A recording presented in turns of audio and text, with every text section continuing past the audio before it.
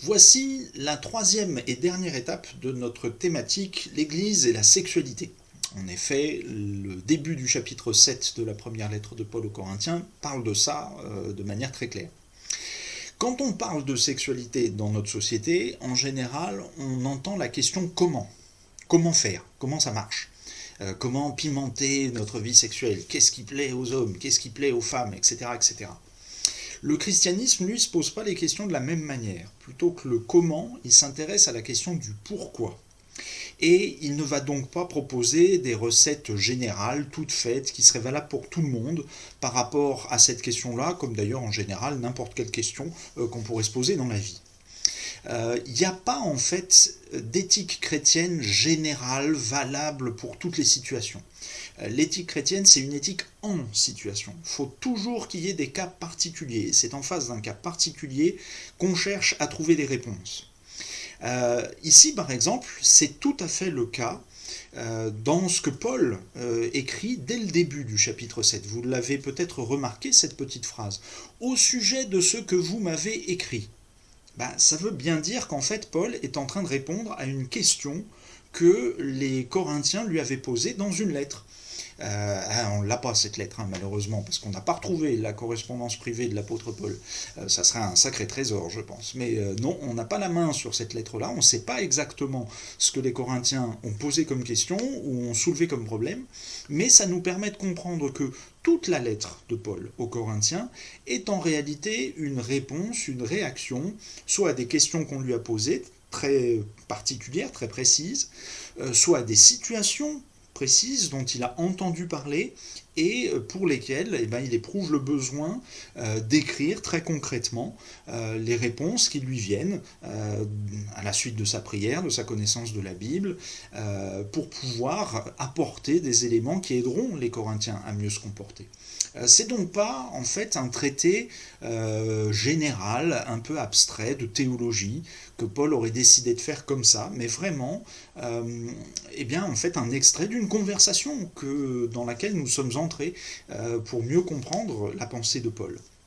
Finalement, Jésus se comportait exactement de la même manière. Dans ses messages, dans tout ce que nous pouvons entendre de lui et comprendre de lui, c'est toujours d'abord des choses très particulières. Il est toujours à l'écoute des personnes qu'il rencontre. Et c'est pour une personne précise qu'il dit une parole précise. On est donc toujours vraiment dans la logique du cas particulier. Il n'est pas possible de faire des généralisations comme notre société aimerait bien en faire, non seulement pour la sexualité, mais pour toute question en général. Alors ça ne veut pas forcément dire que en christianisme, au niveau de l'éthique, nos comportements doivent changer toutes les 5 minutes en fonction de n'importe quelle situation. C'est pas du tout ça. Il y a un fondement général, mais ensuite, les applications doivent demeurer, elles, finalement non écrites, sans a priori, sans préjugés. Ça doit se faire à chaque fois, avec le soutien du Saint-Esprit, dans la particularité la plus profonde qu'il y a là. Ça nous permet de faire une différence entre deux termes qui sont un petit peu compliqués. J'espère que ça ne va pas vous faire peur. Essayez de vous accrocher et puis restez, quoi. Ce serait sympa que vous restiez jusqu'à la fin de la prédication, même si je vais dire des gros mots, c'est pas grave. Il y a deux termes dans la théologie qui ici me paraissent importants à bien clarifier et pour lesquels il faut faire une différence assez nette. C'est l'éthique d'un côté et la dogmatique de l'autre. L'éthique, c'est tout ce qui concerne le comportement pratique, concret, des êtres humains en général et puis des chrétiens en particulier. On dit qu'il y a une éthique chrétienne, comme il peut y en avoir une autre, juive, musulmane, etc., etc. Ça concerne vraiment donc tous les aspects du comportement qui vont se décliner de manière un petit peu plus concrète dans la morale. Mais vous voyez, l'éthique, c'est plutôt le niveau plus général de ça. Et puis la dogmatique, c'est quelque part ce qui sert de soubassement à l'éthique. C'est grâce à cette dogmatique qu'on peut avoir une réflexion d'éthique. Et évidemment, en christianisme, ce mot-là, maintenant, il fait peur. On imagine tout le temps, quand on parle de dogmatique, c'est des trucs rigides, c'est justement, ça va nous enfermer sur le plan de l'éthique et sur le plan de la morale, on va être complètement coincé, donc il ne faut plus du tout qu'il y ait d'éthique, l'éthique c'est mal, et il faut s'en débarrasser, et on sera beaucoup plus libre comme ça. Alors c'est un petit peu plus compliqué que ça. En fait, on ne peut pas avoir une éthique solide et souple en même temps si on n'a pas une dogmatique un petit peu claire. Et il se trouve que la dogmatique chrétienne, depuis les débuts du christianisme, elle est relativement claire. Et tous les chrétiens, quelle que soit leur confession, tombent d'accord avec un certain nombre de grands principes. Par exemple, dire que Dieu est amour.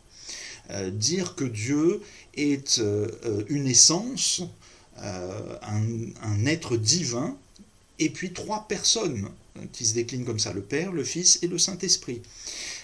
Dire que ces 3 personnes sont relations entre elles.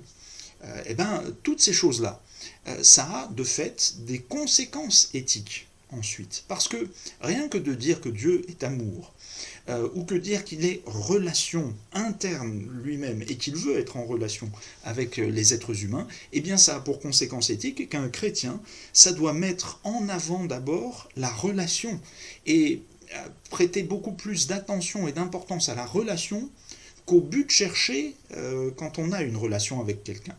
Aujourd'hui, dans notre société, on voit bien que les relations interhumaines, elles peuvent finir par être secondaires par rapport au profit qu'on peut tirer de la relation, surtout quand il s'agit par exemple d'une société de service, d'une société de consommation.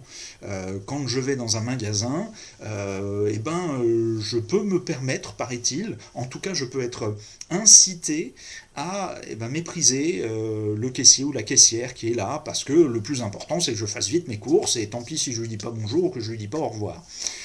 Non, ça en christianisme c'est pas possible. L'enjeu c'est d'abord notre relation, préserver la relation interhumaine, au-delà de tout autre objectif. Ça n'est que parce qu'on aura préservé la relation humaine que les autres objectifs seront possibles en christianisme. Ça apparaît beaucoup mal efficace, très peu efficace, pour notre société telle qu'elle va, qui prime là-dessus vraiment le résultat, qui veut qu'on aille vite au bout, sans prendre forcément le temps justement qu'il est nécessaire d'avoir pour la relation. Alors pour ce qui concerne l'éthique chrétienne, qu'est-ce que ça va vouloir dire tout ça ? Eh bien, je crois que le passage que nous avons lu de la première lettre aux Corinthiens nous aide à y répondre un petit peu mieux. Une première remarque à faire justement par rapport à cette articulation entre éthique et dogmatique en quelque sorte, c'est l'humilité de Paul. Je ne sais pas si vous avez fait attention dans le passage, mais plusieurs fois dans le texte, il nous dit des choses qui sont tout à fait étonnantes. Je vais relire certains versets que nous avons pu entendre tout à l'heure et qui expriment ça de manière assez claire, il me semble.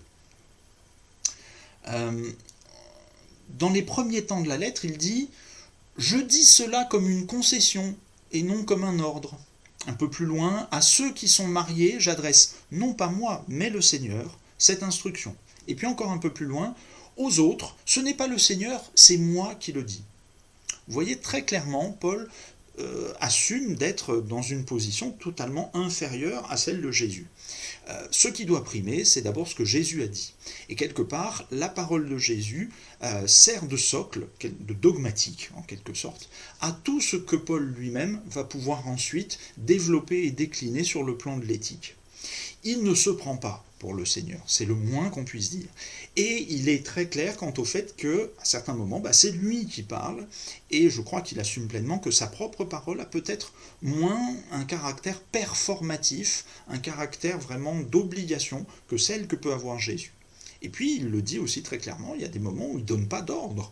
C'est simplement des conseils, c'est simplement une concession qu'il fait parce qu'il comprend bien la situation des Corinthiens. Pour nous, ça a une conséquence très forte quand nous lisons non seulement cette lettre de Paul, mais toutes les autres aussi. On pourrait avoir une tendance à dire ce que Paul a écrit, c'est vrai, il faut complètement l'appliquer comme ça. C'est vrai parce que ça a été inspiré par le Saint-Esprit, mais c'est pas aussi vrai que ça, que les autres paroles de Jésus par exemple, parce que là, Paul, très clairement, nous rappelle que lui, tout ce qu'il a écrit, c'est en situation très particulière. Et il nous faut toujours recomprendre dans quelle situation tout ça a été écrit, pour en dégager finalement en quelque sorte l'essence, l'esprit, et nous-mêmes nous diriger, non plus en appliquant bêtement ce qui était vrai il y a 2000 ans pour Paul dans la situation particulière dans laquelle il était, mais en dégageant sans éliminer donc l'axe dogmatique qu'il y a en dessous, eh bien le fait que, maintenant ça se décline autrement, sans doute. Alors, quelles sont les bases dogmatiques que Paul utilise, sur lesquelles il s'appuie là pour nous expliquer tout ce dont il parle dans le cadre du mariage et pour les célibataires aussi? Eh bien, je crois qu'il utilise les mêmes référents que ceux que Jésus a utilisés dans son débat avec les pharisiens au sujet du divorce. Nous avons lu aussi cette discussion entre Jésus et les pharisiens dans le chapitre 19 de l'évangile de Matthieu.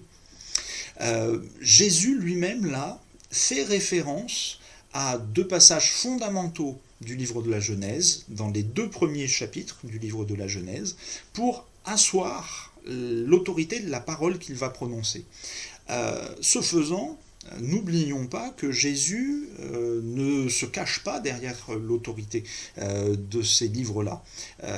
Pour nous, Jésus, parce qu'il est aussi Dieu, est en partie l'auteur de ces textes, puisqu'ils ont été inspirés par le Saint-Esprit, qui est une des personnes de la Trinité, une des personnes divines que le Dieu le Fils, Jésus, est lui-même.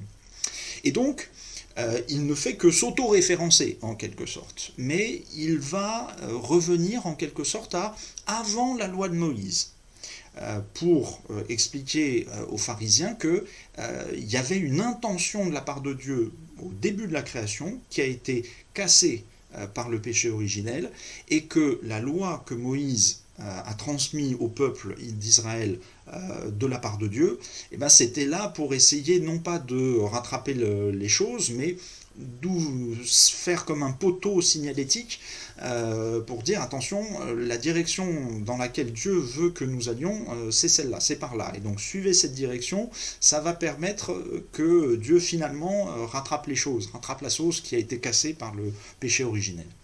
Ces 2 phrases, ces 2 citations que Jésus fait dans sa discussion avec les pharisiens, on les connaît relativement bien. Je les rappelle en 2 mots.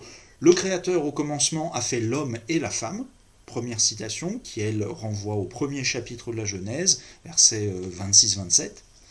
Et puis c'est pourquoi l'homme quittera son père et sa mère et s'attachera à sa femme, et les 2 ne feront qu'un. Là on est dans le 2e chapitre de la Genèse, et nous avons entendu ces 2 passages parce qu'il me semble intéressant de pouvoir en tirer justement là les conséquences dogmatiques et de là les conséquences éthiques. Qu'est-ce que ça veut donc dire ces 2 passages sur le plan dogmatique ? Je crois que le premier extrait, Dieu créa l'homme à son image, il les créa homme et femme, et bien ça veut dire que l'humanité n'est pleinement à l'image de Dieu que si elle intègre ces 2 composantes, masculine et féminine. Et que la cellule de base dans l'humanité, qui est image de Dieu par excellence, eh bien c'est le couple hétérosexuel. Un homme et une femme qui sont là parce qu'ils sont éminemment en relation faite à la fois d'identité et d'altérité, parce qu'il n'y a pas de relation véritable avec du même exactement.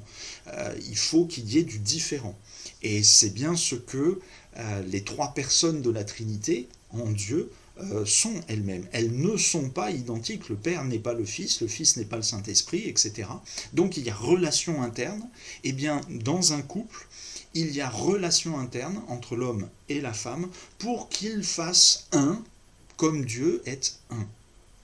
Et puis l'autre citation, celle du 2e chapitre de la Genèse, j'ai eu besoin de vous proposer de lire tout le contexte dans lequel ça se pose, parce que là, je crois qu'il y a des éléments importants que le contexte nous aide à comprendre. Dieu met l'être humain dans un jardin, le jardin d'Éden, et il lui donne un commandement. Donc, quand on y réfléchit, il n'y avait pas tous les bouts pour bien le comprendre comme ça. Mange de tous les fruits des arbres du jardin, mais ne mange pas du fruit de l'arbre de la connaissance du bien et du mal, le jour où tu en mangeras, tu mourras. Et bien, un commandement comme ça appelait des tas de questions. Où c'est qu'il est, cet arbre, dans le jardin? On ne nous dit pas où il est. Qu'est-ce que c'est cette connaissance du bien et du mal? Qu'est-ce que ça va vouloir dire mourir si on en mange, etc., etc. Bref, il y avait des tas de questions qui étaient posées et que l'être humain aurait dû peut-être poser à Dieu. Il est en tout cas, à mon sens, évident que ne les posant pas, il se mettait en grand danger. Or, justement, il ne les a pas posées. Et c'est pour ça que Dieu a décidé de créer la femme qui soit une aide pour l'homme. Alors c'est pas une aide dans le sens un petit coup de main comme ça gentil, hein. C'est vraiment la bouée de sauvetage pour quelqu'un qui est en train de se noyer. C'est le sens du mot aide dans le texte hébreu à ce moment-là. Donc c'est vraiment vital. Parce qu'il ne faut pas que l'homme reste enfermé en lui-même, dans peut-être les certitudes qu'il a par rapport à ce qu'il pense avoir compris du commandement. Il faut qu'il s'ouvre, il faut qu'il trouve une altérité justement.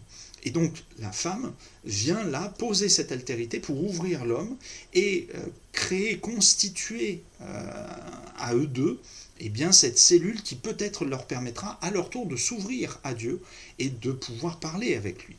Donc on voit bien que, là encore, du côté de l'éthique sexuelle, il y a quelque chose de fondamental dans le couple, quelque chose de vital, qui est que, à terme, l'homme et la femme peuvent ne faire qu'un.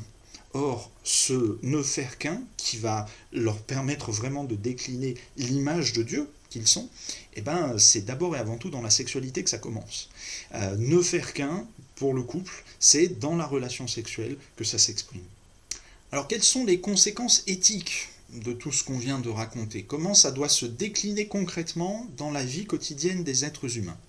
Je crois qu'il y en a deux principales qu'on peut trouver, à la fois chez Jésus et chez Paul, en écho à ce que son Seigneur a pu dire dans son enseignement. La première conséquence, elle concerne le couple, c'est que le couple, c'est pour la vie. Ça doit durer toute la vie normalement. Il faut faire tout ce qui est possible pour que le couple dure, demeure, soit vivant. Pas d'une manière figée, abstraite, parce qu'il faut être comme ça jusqu'à la fin de nos jours, non, mais dans une réalité dynamique, dans une réalité où il y a de la vie, où il y a du partage, où ça n'est pas sclérosé, en fait. Et ça, je crois que c'est vraiment souligné de manière très très forte, à la fois par Jésus et par Paul. Jésus est assez radical dans ses propos. Ils ne sont plus deux, mais ils ne font qu'un. Bon, ça c'est le socle de la Genèse. Que l'homme ne sépare donc pas ce que Dieu a uni. Le sous-entendu, c'est que donc ne faire qu'un au cœur même de la sexualité, c'est voulu par Dieu, et c'est Dieu qui unit l'homme et la femme dans la sexualité elle-même. Celui qui renvoie sa femme sauf pour cause d'infidélité et qui en épouse une autre, commet un adultère, et celui qui épouse une femme divorcée commet un adultère. Paul ne dit pas autre chose, que la femme ne se sépare pas de son mari, si elle est séparée de lui, qu'elle reste sans se remarier ou qu'elle se réconcilie avec son mari, et que le mari ne divorce pas de sa femme. Pourquoi une telle radicalité? Pourquoi un tel enjeu autour du couple? Je crois que c'est parce que le couple, il est image de Dieu. Et donc, à partir de là, il a une telle valeur pour signifier qui est Dieu autour de lui, dans la famille bien sûr, mais dans tout l'entourage, qu'il faut faire tout ce qu'il est possible pour arriver à le maintenir vivant dans cette dynamique-là. Et c'est donner toute l'importance de fait à la sexualité, parce que comme nous l'avons dit, cette unité du couple, elle se vit d'abord dans la sexualité. D'abord, pas exclusivement, mais d'abord, prioritairement, c'est ce niveau-là qui doit être nourri. Finalement, la sexualité, c'est un des moteurs qui permet à un couple de durer. Quand un couple est épanoui sur le plan sexuel, ça ne suffit pas, bien sûr, mais c'est quand même une base très importante pour que et l'homme et la femme soient heureux d'être en couple ensemble et comprennent bien qu'ils ne font qu'un, en effet, l'un avec l'autre. Et c'est pour ça que Paul, dans les conséquences éthiques qu'il tire de tout ça, a des paroles extrêmement belles et fortes au sujet du couple. Que le mari rende à sa femme l'affection qu'il lui doit, et que la femme agisse de même envers son mari. Entre parenthèses, ça ressouligne bien la stricte réciprocité qu'il doit y avoir entre l'homme et la femme au sein du couple. Ce n'est pas la femme qui est maîtresse de son corps, mais son mari. De même, ce n'est pas le mari qui est maître de son corps, mais sa femme. Ne vous privez pas l'un de l'autre, sous-entendu sur le plan sexuel. Si ce n'est d'un commun accord pour un temps, afin de vous consacrer au jeûne et à la prière, puis retournez ensemble de peur que Satan ne vous tente à cause de votre manque de maîtrise. Je ne sais pas si on se rend compte, mais à l'époque de Paul, dire des choses comme ça, particulièrement, ce n'est pas le mari qui est maître de son corps, mais c'est sa femme, c'était juste révolutionnaire. Ça dit bien toute l'importance que Paul lui-même accordait à la sexualité au sein du couple. Ça a vraiment une valeur essentielle pour lui. Mais vous avez remarqué que, de manière très significative, Paul finalement n'entre pas dans les détails du comment. Quelque part, ça c'est très précieux aussi pour notre éthique sexuelle en christianisme. À partir du moment où il y a écoute mutuelle, soumission mutuelle, Paul dit ça dans la lettre aux Éphésiens, respect l'un de l'autre, affection, expression de l'amour, tendresse, etc., entre l'homme et la femme, et bien après, on n'a plus rien à dire, ça relève de l'intimité du couple, chaque couple fait ce qu'il veut dans son dialogue interpersonnel. On n'a pas du tout à s'en mêler au niveau de l'Église. C'est juste le contraire de ce que la société nous propose aujourd'hui, où on a au contraire tellement de révélations sur l'intimité de tel couple, tel autre, etc. Et à côté de ça, une dévalorisation totale du couple en tant que tel, dans sa durée, dans le fait que, oui, il faut faire peut-être des efforts parfois pour maintenir le couple, et que c'est beau, un couple qui dure longtemps. Je parle de l'indissolubilité du couple. C'est quelque chose de difficile à atteindre, on va pas se mentir, ça reste vraiment très compliqué, mais c'est déjà suffisamment compliqué comme ça pour qu'on ne fasse pas une confusion qui, me semble-t-il, en christianisme est très grave. La Bible, me semble-t-il, parle de l'indissolubilité du couple humain. Elle ne parle pas de l'indissolubilité du mariage. Le mariage est une institution humaine extrêmement respectable et qui a pour but principal justement d'aider le couple à tenir dans la durée en définissant tout ce qui va être de l'ordre du légal, les droits et les devoirs des conjoints, parler des sous, etc., etc., l'éducation des enfants, j'en passe et des meilleurs. Mais ça n'est pas de ça dont parle la Bible. La Bible, elle parle de la relation interpersonnelle, de l'amour, du pardon, de la sexualité, etc. Toutes ces choses qu'un contrat de mariage ne définit pas. Et d'ailleurs, d'une manière très significative, il n'y a pas d'exemple de contrat de mariage tout fait dans la Bible. Par contre, on nous parle du rituel du divorce, en effet. Et c'est pour ça que les pharisiens sont venus interroger Jésus à ce sujet. Cependant, la Bible reste aussi, et je crois notre Seigneur est très conscient de notre faiblesse. Paul le dit lui-même, faites attention, vous êtes faibles, vous êtes fragiles, c'est pour ça qu'il ne faut pas que vous vous priviez l'un de l'autre, parce que sinon ça va mal se passer, vous n'arriverez pas sans doute à vous retenir d'aller voir ailleurs, sous-entendu. Jésus dit pareil, quand on lui demande, mais alors pourquoi on a le droit à des lettres de divorce ? Sa réponse est sans équivoque. C'est à cause de la dureté de votre cœur. Oui, nous sommes pécheurs. Et Dieu le sait. C'est pas pour rien qu'il a envoyé notre Seigneur Jésus-Christ pour nous sauver. S'il ignorait l'ampleur de notre péché, il ne se serait pas donné tant de peine. Non, c'est vraiment une prise de conscience de ce que nous sommes en vérité. Et donc, conscients de notre péché, nous devons nous-mêmes d'abord essayer de faire tout ce qu'il est possible pour maintenir notre couple, parce que c'est ça qui peut nous aider, quand nous sommes en couple, à progresser dans notre vie spirituelle. On va y revenir. Mais d'un autre côté aussi, il ne faut pas oublier que notre Seigneur est miséricordieux. Et parfois on n'y arrive pas, et parfois il y a des échecs. Et il est hors de question, là justement comme malheureusement on le fait souvent en christianisme, en confondant ce qui doit rester solide, c'est-à-dire notre dogmatique, avec ce qui peut s'assouplir un petit peu parfois, à cause de notre faiblesse, notre éthique. On confond ça en disant « oui, le mariage, c'est indissoluble, et il faut rester tout le temps ensemble ». Mais non, il y a des tas de cas. Jésus parle de l'un d'entre eux, qui est l'infidélité, l'immoralité sexuelle, mais nous savons qu'il peut y en avoir d'autres. les violences conjugales, le fait qu'il y ait ces infidélités, qu'elles soient à répétition, qu'il y ait du mensonge, du mépris, une relation de domination au sein du couple. Il y a des moments où si ça devient vraiment invivable, ou si ça met la vie d'un des deux conjoints en danger, c'est pas possible, il vaut mieux que ça s'arrête. Et quand bien même on vit ça sous le mode d'un échec, n'oublions pas la miséricorde du Seigneur. C'est celle qu'il a pleinement exprimée face à la femme adultère, prise en flagrant délit d'adultère. Eh bien, il ne la condamne pas. Ah, il lui dit pas, t'en fais pas, ma fille, c'est pas grave ce que t'as fait, continue. Non, va et ne pêche plus. Mais va. Tu restes en vie, je ne te condamne pas, je te donne en quelque sorte une nouvelle chance.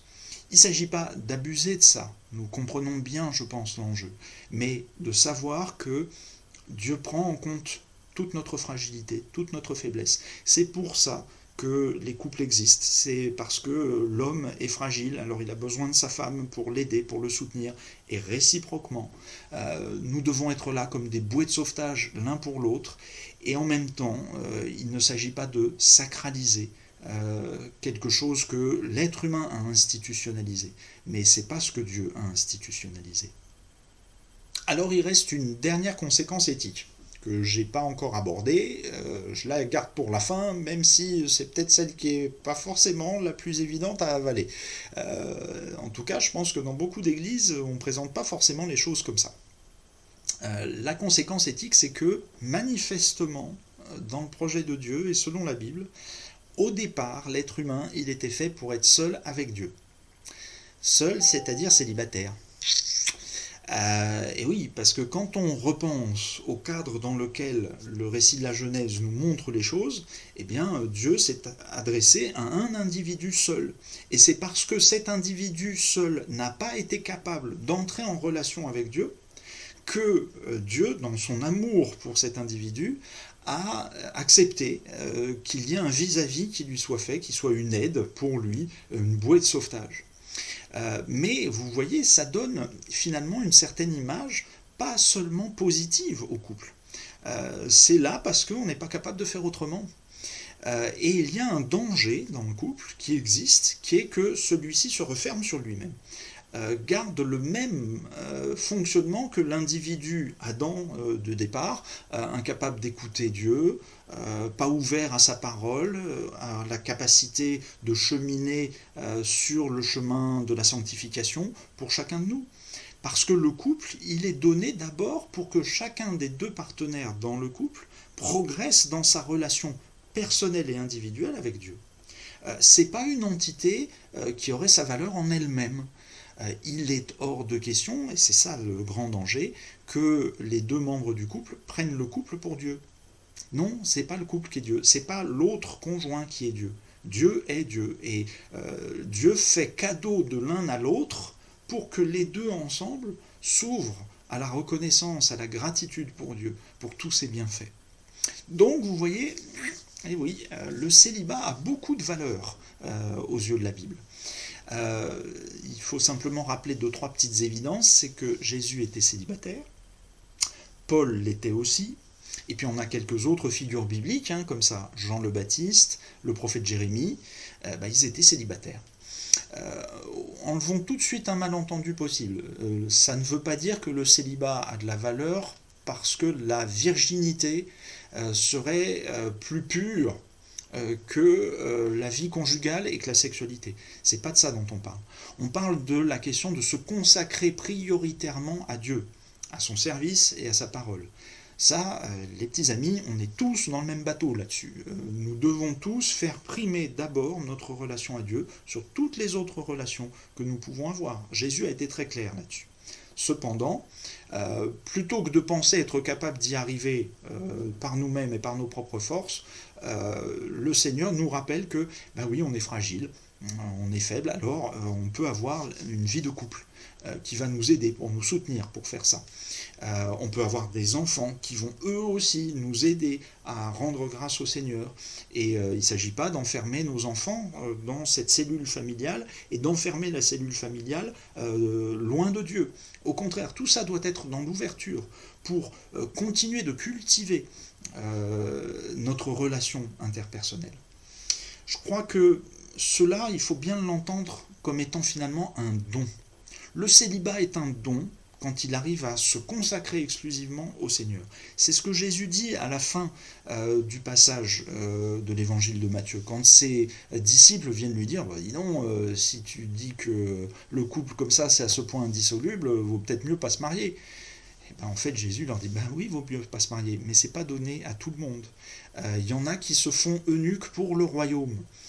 C'est pas la question de se castrer physiquement pour ça, mais ça veut dire être capable de vivre célibataire pour le royaume.